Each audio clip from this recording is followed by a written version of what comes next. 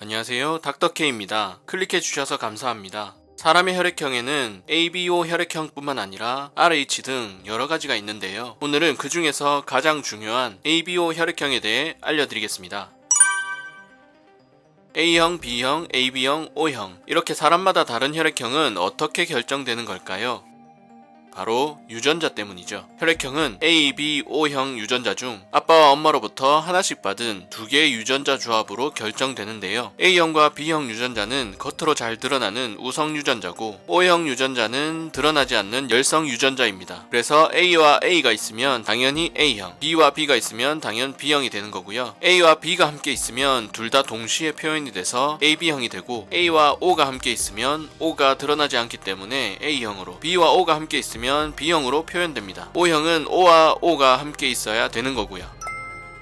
적혈구 같은 세포 표면에는 특징적인 당사슬이 있는데요. 혈액형마다 당사슬 끝부분에 있는 한 개의 당의 종류가 달라요. 각자 물려받은 유전자에 따라 당의 종류가 달라지는 거죠. A형은 N아세틸 갈락토사민, B형은 갈락토스라는 당을 끝에 달고 있고요. AB형은 두 개를 모두 가지고 있고 O형은 끝에 A형과 B형 당을 모두 가지고 있지 않아요. 이러한 당사슬은 면역 반응을 일으키는 항원으로 작용합니다. 우리 몸은 면역이라는 방어 체계가 작동하는데 내 것이 아니면 항체를 만들거나 해서 없애버리는 방식이죠. 자신이 원래 가지고 있는 항원에 대한 항체는 만들지 않아요. 자기 세포를 죽이면 안 되니까요.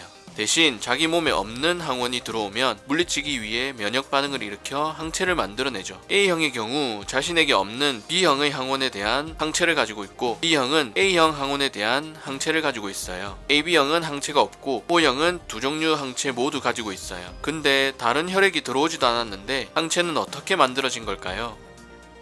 바로 장 속에 살고 있는 세균들 때문이라고 하는데요. 세균들도 표면에 당사슬을 가지고 있는데 이것에 면역계가 반응해서 항체가 만들어지는 거죠. 자신이 가지고 있지 않은 항원에 대한 항체가 있을 때 다른 유형의 혈액과 만나면 굳어버리는 응집 반응이 일어나요. 보통 환자들은 전체의 혈액이 아닌 적혈구를 수혈받게 됩니다. 이때 다른 사람의 적혈구 항원에 대한 항체를 가지고 있으면 수혈을 받으면 큰일이 나겠죠. 그래서 보통 같은 혈액형의 혈액을 수혈받게 돼요. 아주 부득이한 경우에는 A형, B형 환자는 O형 혈액을 받는 것이 가능하고 AB형 환자는 모든 혈액을 받는 것이 가능하기는 해요. 참고로 최근에는 A형 적혈구 표면의 당을 제거해서 A형 혈액을 누구에게나 수혈 가능한 O형 혈액으로 만드는 연구도 계속되고 있다고 해요.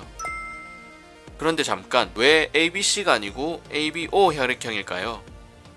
ABO 혈액형을 처음 발견한 사람은 오스트리아의 란트슈타이너라는 사람인데 처음에는 A, B, C형으로 분류를 했어요. 하지만 다음에 AB형이 추가로 발견되었고 로마 숫자 등으로 다르게 표기하는 곳도 있어서 이후 표기를 통일하기 위한 논의를 거쳐 제로, 없다는 의미로 O형이라 부르고 지금의 ABO형이 된 것이라고 해요. 끝까지 시청해주셔서 감사합니다.